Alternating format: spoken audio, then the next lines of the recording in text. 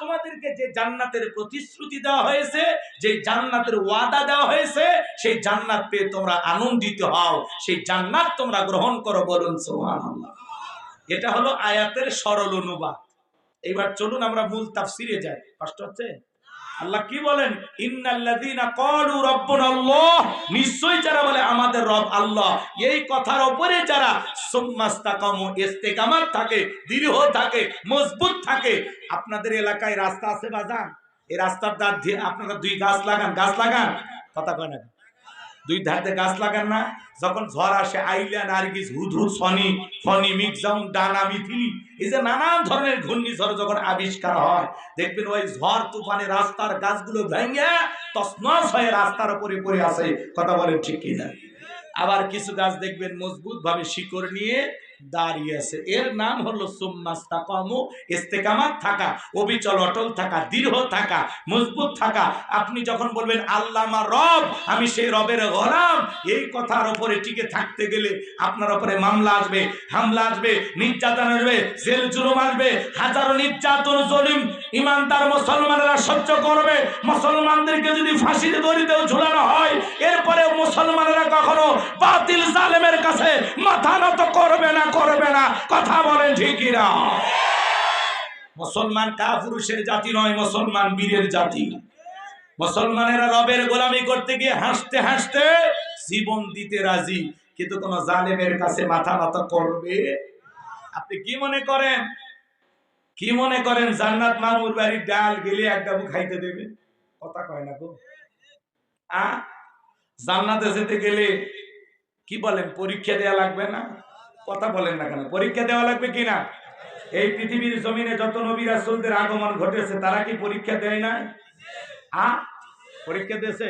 এই জন্য আল্লাহ রাব্বুল আলামিন বলেন, আহাসিবান নাসু আইয়ুতরাকু আইয়াকুলু আমান্না ওয়া হুম লা ইফতানুন। আল্লাহ বলেন, মানুষেরা কি মনে করেছে ঈমান এনেছে কথা বললেই তাদেরকে ছেড়ে দেওয়া হবে, তাদের কি পরীক্ষা করা হবে না? পরীক্ষা ছাড়া আপনার ভাগ্যে জান্নাত জুটবে না। যদি নিজেকে ঈমানদার মুসলমান দাবি করেন, আপনাকে পরীক্ষা দিয়ে উত্তীর্ণ হয়েই জান্নাতে যাওয়া লাগবে, কথা বলেন ঠিক কিনা? সুম্মাস্তাকামু, ইস্তেকামাত থাকা লাগবে, দৃঢ় থাকা লাগবে।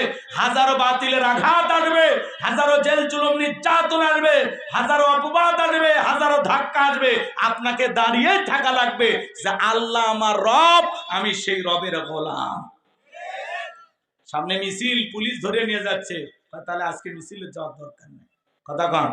সামনে দাড়ি টুপিওয়ালা দেখতেই ধরতেছে, সেলুনের জায়গা আপাতত দাড়ি কেটে দিয়ে, এই ঈমান নিয়ে যান না, কথা কন না কে? এই ঈমান নিয়ে যান না। জান্নাতে যেতে হলে কেমন ঈমান লাগবে একটু অপেক্ষা করেন। কষ্ট হচ্ছে নাকি আপনাদের?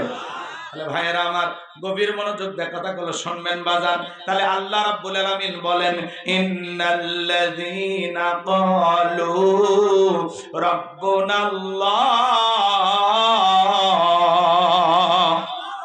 নিশ্চয়ই যারা বলে আমাদের রব আল্লাহ। ও সিরাজগঞ্জের ক্ষুদ্র মাটিয়ার বেলকুচির মুসলমানেরা ডান হাতটা তুলে শাহাদত আঙ্গুলি দ্বারা আসমানের দিকে ইশারা করে চিৎকার মেরে বলেন তো আমাদের রব কে? আর একটু জোরে ভালোবেসে ডাক দেন আল্লাহ। সবাই জোরে বলেন আল্লাহ, আল্লাহ, আল্লাহু আকবার। হাত নামান। এই যে আল্লাহ আল্লাহ বলে ডাক দিলাম, আমাদের আল্লাহ খুশি না বেজার? দুনিয়াতে যদি বাবাকে ডাক দেন, ও বাবা, বাবা, বাবা, বাবা রাগান্বিত হয়ে বলে, এই অত বাবা বাবা করিস কেন, তোর কি মরণের বিগের উঠছে? যদি মাকে ডাক দেন, মা, ও মা, মা, মা কয় তো মিয়া মিয়া করিস কেন, বিয়ে দিলে তুই বাচ্চার বাবা হবি, মিয়া মিয়া চালি না, এই কি হয়েছে তোর, তো মা মা করিস কেন? কি বলেন, রাগ করে না? আপনি বিশ্বাস না হলে যান 50 বার মা ডাক দেন, আপনার মা যদি রাগ না করে আমার এসে কই, কথা কি বুঝাইতে পারলাম? দুনিয়াতে যদি অতিরিক্ত বাবাকে বাবা বাবা বাবা বলে ডাক দেন, বাবা রাগান্বিত হয়। যদি মাকে ডাক দেন মা, মা, মাও রাগান্বিত হয়। কিন্তু এমন এক সৃষ্টিকর্তা, এমন এক আল্লাহ পেয়েছি, কোটি কোটি বার ডাক দিলেও বিরক্ত হন না যিনি, তিনি কে? যত ডাকবেন বেশি তত আল্লাহর প্রিয় হতে পারবেন। গভীর মনোযোগ দিয়ে কথাগুলো শুনবেন বাজান। রুহের জগতে আল্লাহ রাব্বুল আলামিন আপনাকে আমাকে প্রশ্ন করলেন, আলাস্তু বিরব্বিকুম, আমি কি তোমাদের রব নই? আমরা সেদিন সবাই জবাব দিয়ে বললাম ক্বালু বালা, অবশ্যই আপনি আমাদের রব। এই পৃথিবীর জমিন আসার পরে আল্লাহ রাব্বুল আলামিন সর্বপ্রথম যে ওহী নাজিল করলেন, ইকরা বিসমি রাব্বিকাল্লাযী খালাক, পরে তোমার রবের নামে যিনি তোমাদেরকে সৃষ্টি করেছেন। এই রবের জ্ঞান শিক্ষা দেওয়া হয় কোথায়? স্কুল কলেজ নাকি মাদ্রাসায়? কথা বলেন।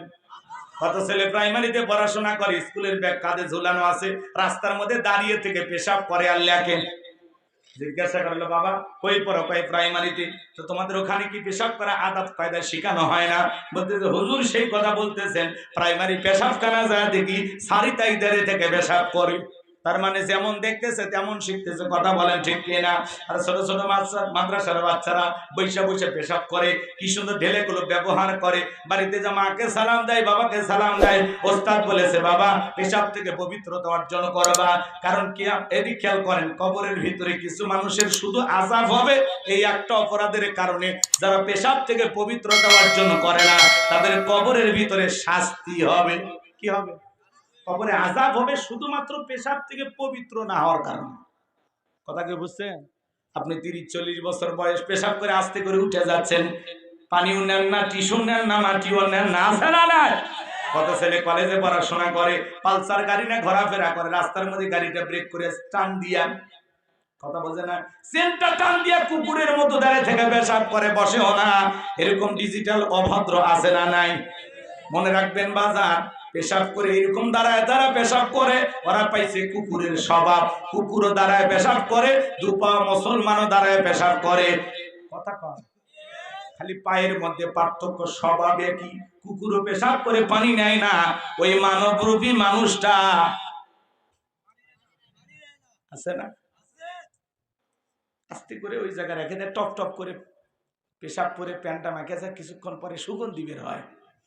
কি কম? এই ছেলে, এই কি হয়েছে তোমার? পেশাব করে পানি নিচ্ছ না কেন? নিচ্ছ না কি হয়েছে? কত যুবক আসে সেলফিতে, হুজুর আমি আপনার সেই ভক্ত। এই ভক্ত পর আগে 2 রাকাত নামাজ পড়া আমার সাথে। আমি কয় হুজুর শরীর ঠিক নাই। আমি তখন বলি এটা তো মহিলাদের সমস্যা, কবে পুরুষের পার হলো? কুচু এই সমস্যা সেই সমস্যা না হুজুর, পেশাব করে পানি নেইনি। ডাইরেক্ট কথা। এটা কোনো মুসলমান বলতে পারে? পেশাব করে আপনি কেন পানি নেননি? এই দুনিয়া কি মরুভূমি হয়ে গেছে যে পানি খুঁজে পাচ্ছেন না? পানি নাই, মাটি নেন, মাটিও নেন, টিস্যু নেন। আপনি 50 টাকার সিগারেটের প্যাকেট পকেটে রাখেন, আর 5 টাকার টিস্যু পকেটে রাখা যায় না? এ কথা কম। এরকম মুসলমান আছে না? না, ব্যানসন নিয়ে ঘরে, ব্যানসন, আর পকেটে একটা টিস্যু নেই, পেশাব করে দেন না, টিস্যু নিবি ওইটাও নেই। আল্লাহ হেদায়েত দান করেন। লম্বা হবে, লম্বা করার সুযোগ নাই। মনে রাখবেন, পেশাব থেকে পবিত্রতা অর্জন করবেন, এটা আপনার ভালো। আর যদি পেশাব থেকে পবিত্রতা অর্জন না করতে পারেন, তাহলে রেডি থাকেন, কবরের আযাব রেডি হয়ে আছে। এখন আপনি আযাব যদি ভোগ করার সাহস থাকে তাহলে যান, আমার সমস্যা নেই। আর যদি বলেন না হুজুর আযাব সহ্য করার ক্ষমতা নাই, তাহলে আজকের পর থেকে পেশাব করে কখনো টিস্যু পানি ব্যবহার করা ছাড়বেন না। হয় পানি, টিস্যু, মাটি, যে কোনো একটা। কথা কি বুঝতে